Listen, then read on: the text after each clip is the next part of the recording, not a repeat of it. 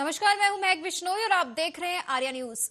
लोकसभा चुनाव 2024 के छठे चरण में बिहार की वाल्मीकि नगर, पश्चिमी चंपारण, पूर्वी चंपारण, शिवहर, वैशाली, गोपालगंज, सिवान और महाराजगंज की 8 सीटों पर मतदान है। वाल्मीकि नगर की कुछ विधानसभा सीटों पर 4 बजे तक वोटिंग होगी। वहीं इसके अतिरिक्त सभी सीटों पर शाम 6 बजे तक मतदान किए जा सकेंगे। इस फेज में बाहुबली आनंद मोहन की पत्नी लवली आनंद, बाहुबली मुन्ना शुक्ला, बीजेपी के सीनियर लीडर राधा मोहन सिंह और संजय जायसवाल जैसे कई दिग्गज नेताओं के भाग्य का फैसला होना है। खास बात यह है कि इन 8 सीटों पर फिलहाल एनडीए का कब्जा है, जिनमें बीजेपी 4, जेडीयू 3, लोजपा 1 सीट पर काबिज है। लेकिन सवाल यह है कि क्या इस बार एनडीए के लिए राह इतनी आसान है? छठे चरण में 2 बाहुबलियों की पत्नियां और 1 बाहुबली समेत भाजपा, जदयू और लोजपा के दिग्गज चुनावी मैदान में हैं और अपनी दावेदारी पेश कर रहे हैं। वहीं महागठबंधन की ओर से राजद, कांग्रेस और वाम दलों का महागठबंधन सीधी टक्कर दे रहा है। लोकसभा चुनाव के छठे चरण की वोटिंग बिहार की 8 लोकसभा सीटों पर वोटिंग जारी है। बिहार में दोपहर 3 बजे तक 45.21% तक मतदान हुआ है।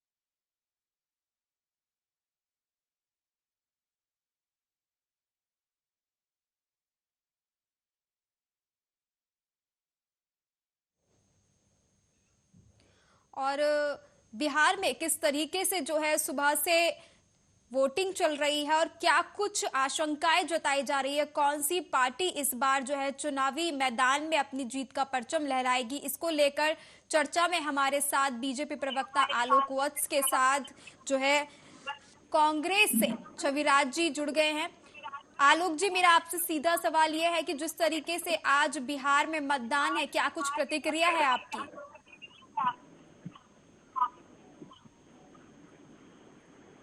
आपकी आवाज बहुत इको कर रही है।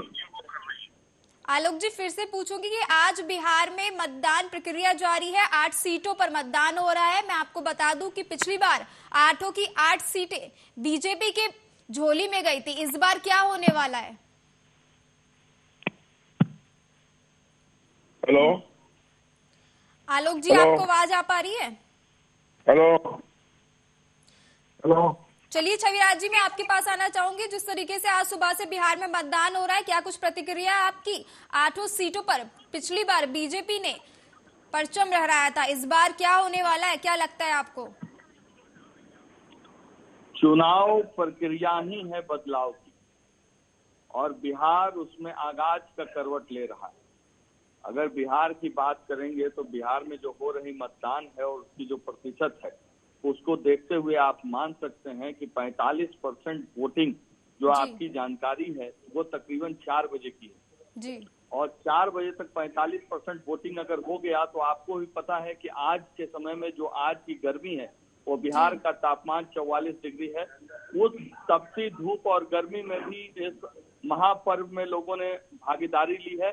उसके लिए तमाम जनता और तमाम मतदाताओं को मेरे तरफ से बारंबार बधाई कि बिहार ने एक बार फिर नया करवट लिया है और इस करवट का कहीं ना कहीं असर जो है वो देश की राजधानी दिल्ली में दिखेगी। दिल्ली इस बार बदलेगा और दिल्ली में जो सरकार झूठे वायदों की चल रही है उसको कहीं ना कहीं उसके लिए बहुत बड़ा तमाचा है जो बिहार की जनता और देश की जनता ने उसे दिया है। जो 10 साल तक भारत की जनता के साथ खेलने वाले प्रधानमंत्री को यह करारा जवाब मतदान केंद्रों पर पड़ रहा है। जी, मैं ये जानना चाहूंगी आपसे, बिहार में पिछली बार जिस तरीके से आपने परिणाम देखा, आज की जो 8 सीटें हैं उन पर चुनाव हो रहा है, उस पर बीजेपी का काफी अच्छा दमखम देखने को मिला था। आपको क्या लगता है कि कांग्रेस किस तरीके से इस बार ले पाती है सीटें? देखिए, पिछले बार भी भारतीय जनता पार्टी का कोई दमखम नहीं दिखा था। भारतीय जनता पार्टी बिहार का या देश का बड़का झूठा पार्टी, इसने एक ही चीज किया था, भ्रम जाल, क्योंकि भारत की जनता भोली भाली है और भ्रम जाल में फंसाया था उन्होंने। 15 लाख रुपए रोजी रोटी नौकरी रोजगार और 2 करोड़ रोजगार की बात की थी उन्होंने। और हर एक सांसद ने गोद लिया था मां बन के वो एक एक गांव को।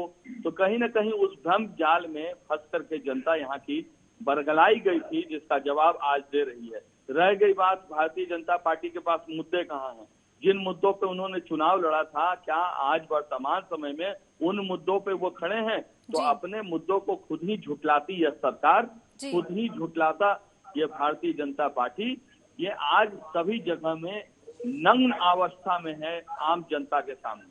जी आलोक जी, आपको आवाज आ पा रही है? आलोक जी आलोक जी, छविराज जी कह रहे हैं कि बीजेपी के पास मुद्दे ही नहीं है। अगर हम मुद्दा विहीन हैं जी, तो देश के सारे पॉलिटिकल पार्टियां मुद्दा विहीन हैं। हम मुद्दा विहीन रहते हुए भारत को 5वीं सबसे बड़ी अर्थव्यवस्था में खड़ी कर दिए। जी, हम मुद्दा विहीन रहते हुए तीसरी सबसे बड़ी अर्थव्यवस्था की तरफ अग्रसर हैं। जी, हम मुद्दा विहीन रहते हुए 11.5 करोड़ शौचालय का निर्माण करा दिए। हम मुद्दा विहीन रहते हुए 4 करोड़ घर बना के गरीबों को दे दिए।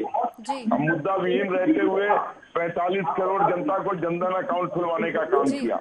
हम मुद्दा विहीन रहते हुए 10 करोड़ महिलाओं को LPG गैस सिलेंडर का देने का काम किया।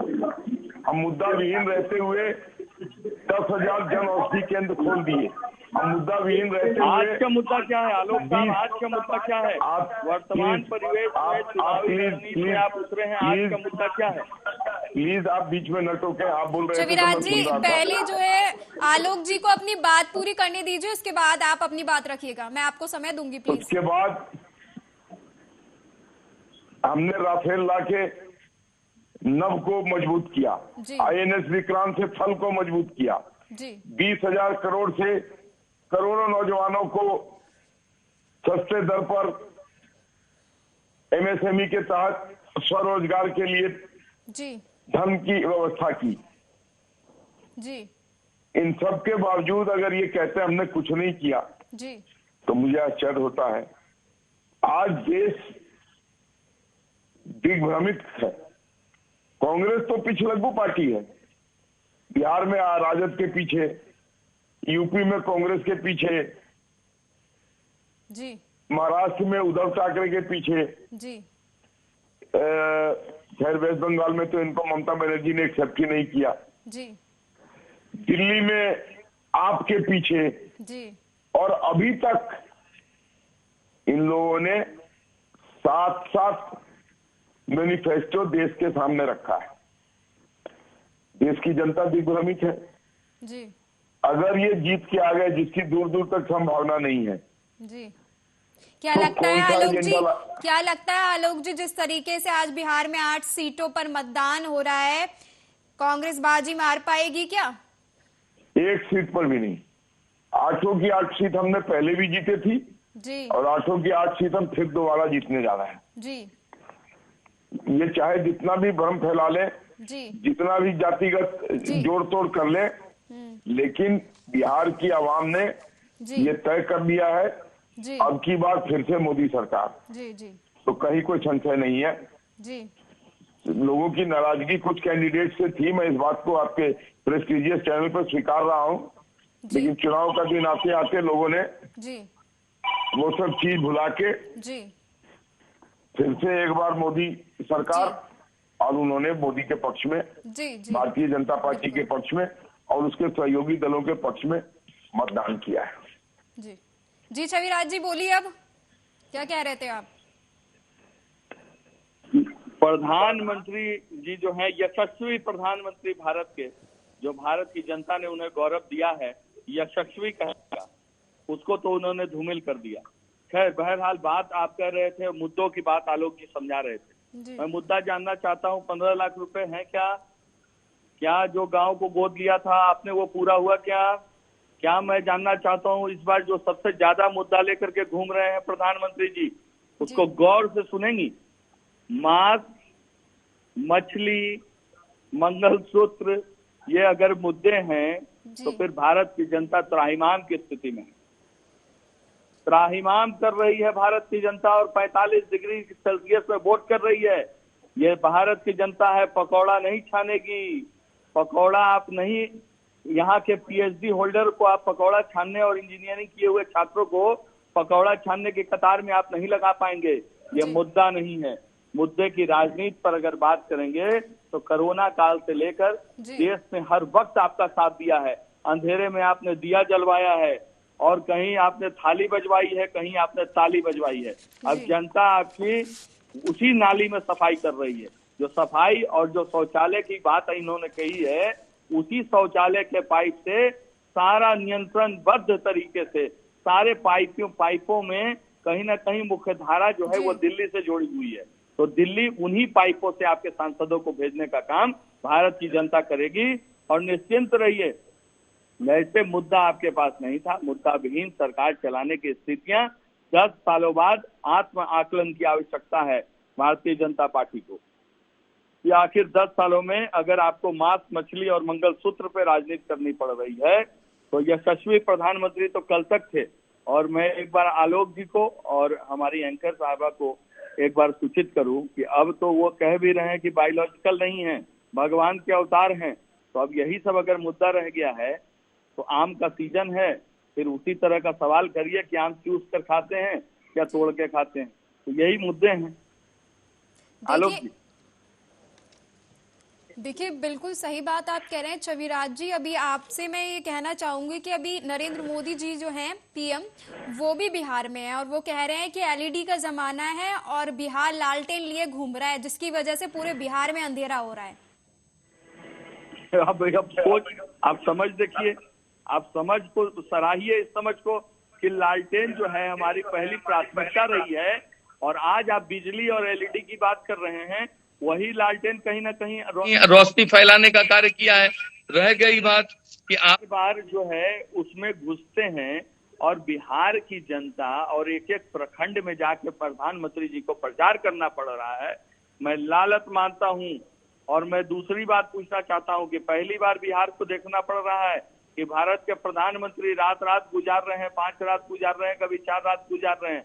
क्या यही अगर उन्होंने विकास किया था और विकास के आधार पर वोटिंग चाहते थे तो फिर आज ये नौबत क्यों है कि उनको आकर के रात गुजारनी पड़ रही है और प्रखंड और पंचायतों में जाके सभा करनी पड़ रही है।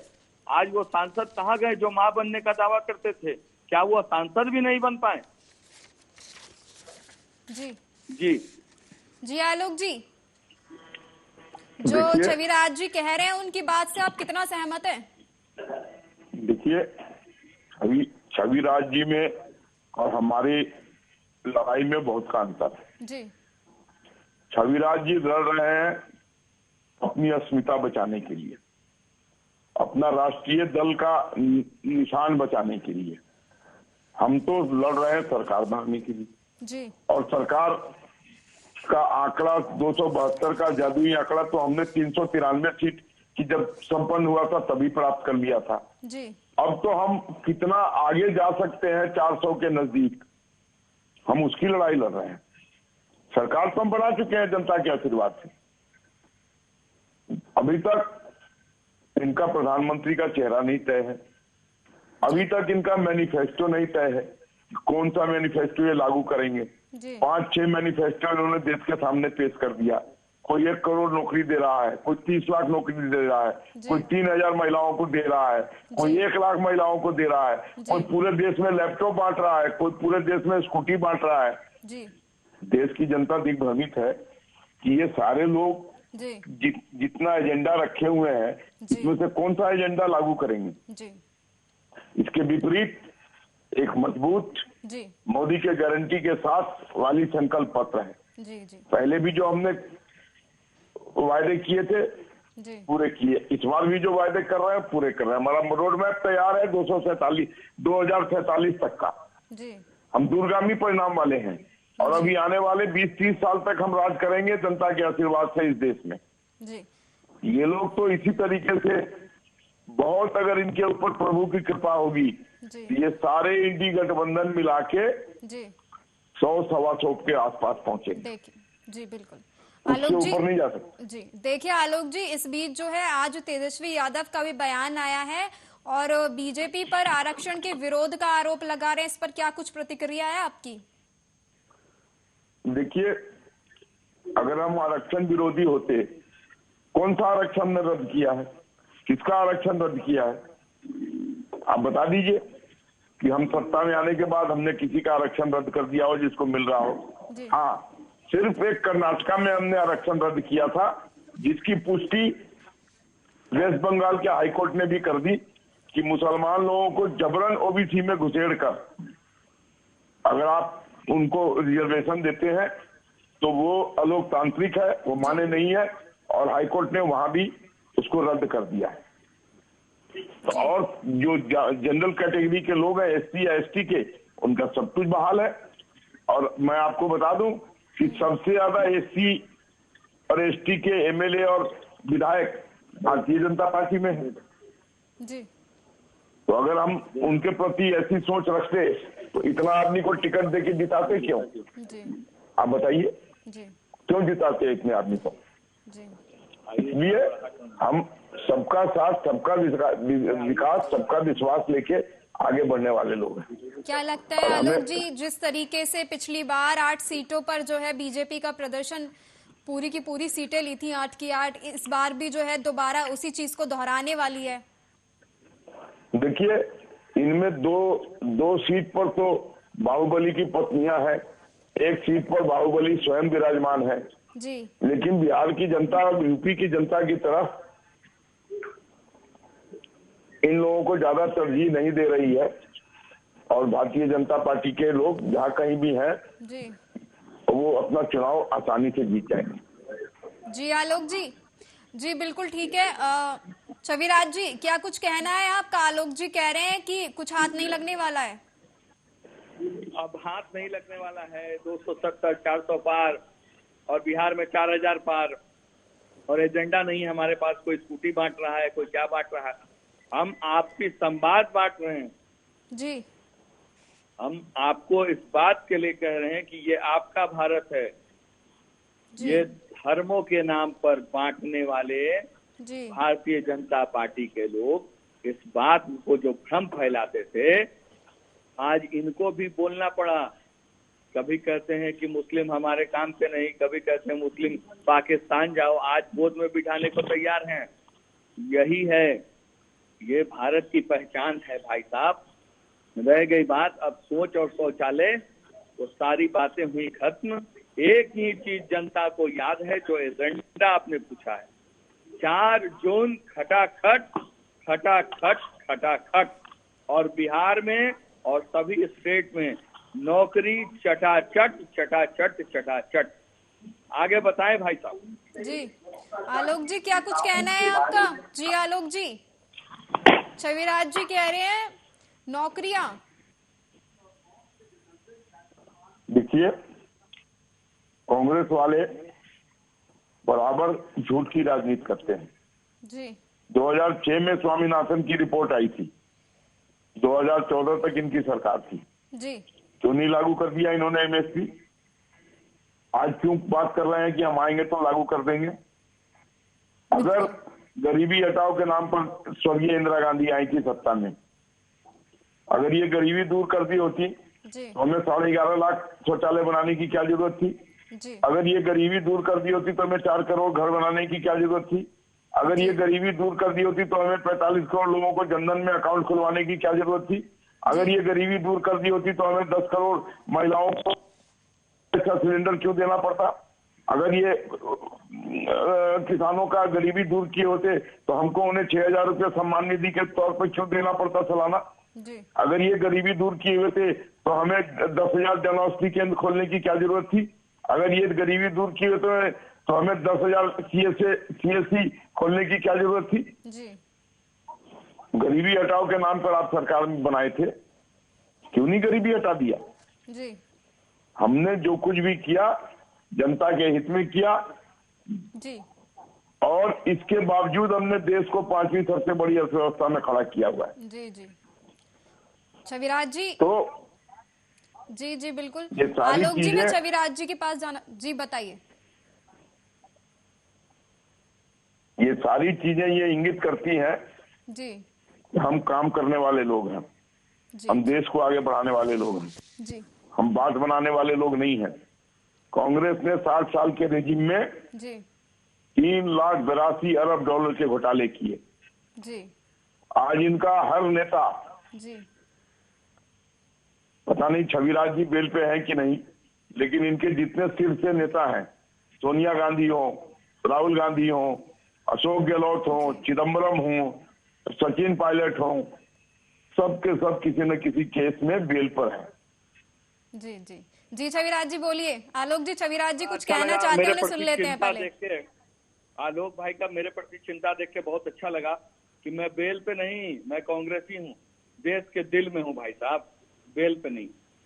रह गई बात झूठ की राजनीति, तो अब मैं आपसे पूछना चाहता हूँ, 10 साल आप इसमें भी असफल रहे कि क्यों नहीं, आखिर जो हम लोग बेल पे हैं या जेल में हैं या घोटालेबाज हैं, उनको जेल के अंदर क्यों नहीं कर पाए? और जो हमारे यहाँ बेलधारी थे, उनको तो पकड़ पकड़ के भारतीय जनता पार्टी ने कैंडिडेट बनाया है।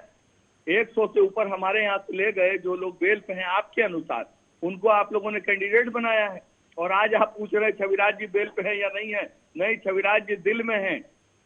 कांग्रेसी होने के नाते भारत की जनताओं के दिल में है हर एक कांग्रेसी, जो झूठ और बरगलाहट पे आपके चली गई थी। और अफसोस है इस बात का कि 10 सालों में आपकी सरकार में पुलिस, सीबीआई, सीआईडी और तमाम तरह के सरकारी संस्थानों के बावजूद हम लोगों को जेल में आप नहीं डाल पाए। अफसोस है इस बात का कि आखिर सरकार और सत्ता किस तरीके से आप चला रहे थे। जी छविराज जी, देखिए मेरा एक सवाल और है आपसे। जिस तरीके से पिछले जो रिजल्ट्स थे इन 8 सीटों की, मैं उनकी बात करूं तो सारी सीटें बीजेपी के पास थी। तो इस बार आप जिस तरीके से बोल रहे हैं कि कांग्रेस का परचम लहराएगा, कांग्रेस अच्छा प्रदर्शन करेगी, तो ऐसी कौन सी खामियां रह गई हैं कि इन 8 सीटें जो है कांग्रेस के पास जाएंगी? खामियां झूठ है, देश की जनता को बरगलाहट है। 11 साल में नौकरी के लिए लोग तरस रहे हैं। 24 साल का अग्निवीर रिटायर होकर घर बैठा है और 75 साल का आदमी दोबारा प्रधानमंत्री बनना चाह रहा है। इससे ज्यादा आका और क्या चाहती हैं? बेरोजगारी एक सबसे बड़ा मुद्दा है, झूठ एक सबसे बड़ा मुद्दा है, और उसमें 24 साल का युवा अगर घर बैठता हो और 65 साल में लौट जाने वाला व्यक्ति वहां दावा करता है कि 75 साल में हम प्रधानमंत्री होंगे, तो ये देश युवाओं का देश है जी, ये देश शिक्षितों का देश है। ये देश ने समझ लिया है कि आप बार बार उससे बरगला नहीं सकते। जी आलोक जी, आपने सुना किस तरीके से छविराज जी बोल रहे हैं कि बेरोजगारी का मुद्दा है, तमाम तरीके के मुद्दे हैं जिनकी वजह से इस बार जो है बिहार में जो ये 8 सीटें हैं या आप खो सकते हैं। क्या लगता है ऐसा कुछ होने वाला है? कभी आपने सुना है कांग्रेस को सड़कों पे प्रदर्शन करते हुए और जनता इनके साथ सड़कों पे निकल के खड़ी है? अरे ये एयर कंडीशन वाले लोग हैं, एयर कंडीशन कमरे में ही सारी पॉलिसी तय कर लेते हैं। हम लोग गांव खलियान में पसीना बहा के जनता के साथ मुद्दों पर उनके साथ रहते हैं, उनके दुख सुख के भागीदार होते हैं। तो हमारे और इनके कार्यकर्ता में जमीन आसमान का अंतर है। ये A+ कैटेगरी के कार्यकर्ता है इनके पास, हमारे पास सब C- कार्यकर्ता है, जनता के बीच में रहने वाला, जनता के साथ उठक बैठक करने वाला। और हमारे नेता को देखिए, 10 साल से 18 से 20 घंटा प्रतिदिन देश की सेवा में नॉन स्टॉप बगैर एक छुट्टी लिए हुए कार्यरत हैं और देश को आगे बढ़ाए जा रहे हैं, लोगों के जीवन में खुशहाली लाए जा रहे हैं। कल्याणकारी योजनाओं से देश को लाभ हो रहा है, आवाम को लाभ हो रहा है, कल्याणकारी कार्यों से चौतरफा चौमुखी विकास हो रहा है, विश्व में डंका बज रहा है, हिंदुस्तान की पहचान शिखर के देशों में हो रही है। और क्या चाहिए एक सरकार से? और क्या अपेक्षा रखते हैं आप? घोटाला रहित सरकार, एक भी घोटाले नहीं। ये सब इस बात का को पुष्टि करता है कि देश की जनता के आशीर्वाद से अभी आने वाले 30 वर्ष तक हमें कोई नहीं हिला सकता। छविराज जी तो अभी यंग प्रतीत होते हैं, जब ये 60-65 की उम्र में आएंगे तो हो सकता है ये कहीं सत्ता में आने की सोचे। उसके पहले आलोक जी समय का अभाव है, भाजपा में छविराज जी, आलोक जी समय का अभाव है, छविराज जी आप अपना पक्ष रखिए जल्दी से। ये बहुत बड़ा सवाल या जवाब इन्होंने मेरे साथ लगा दिया कि इनके ये लोग जो है आम जनता के साथ हैं और हम लोग जो है हवाई बात करते हैं, तो प्रत्यक्ष को प्रमाण की आवश्यकता नहीं होती। मैं एक बार आपसे रिक्वेस्ट करूंगा कि आप उन चीजों को भी देखें कि क्या स्थितियां होती हैं और किस परिस्थितियों में कांग्रेस कार्यकर्ता कार्य करता है। अब चूंकि ये दिखाने की चीजें नहीं होती, लेकिन चूंकि इन्होंने इल्जाम लगा दिया है, भाई साहब कंधे पे गमछा है और लोगों का साथ है। देखिए ये आम जनता है और यह कार्यालय। छविराज जी जी आलोक जी, नहीं, आप ऑन एयर आप झूठा आरोप लगाएंगे क्या भाई साहब? एसी कमरों से हम लोगों को मुलाकात, ये आरोप आप बाद में लगाते रहिएगा। और में जो है आप दोनों का इस तमाम चर्चा पे जुड़ने के लिए बहुत बहुत शुक्रिया। तो आपने देखा कि किस तरीके से जो है आरोप और प्रत्यारोप का दौर जारी है। मैं आपको बता दूं कि आज बिहार की 8 सीटों पर जो है मतदान प्रक्रिया जारी है, जो 6 बजे तक जारी रहेगी और दोपहर 3 बजे तक जो है 45.21% तक मतदान हुआ। वहीं जो है जितने भी प्रत्याशी और जिस तरीके से जो है जितनी भी वोटिंग हुई है, मतदान हुआ है, वो सब ईवीएम मशीन में आज कैद हो जाएगा और आने वाला वक्त बताएगा कि इस रण में किसकी विजय होगी और किसकी हार होगी। फिलहाल मुझे दीजिए इजाजत, धन्यवाद।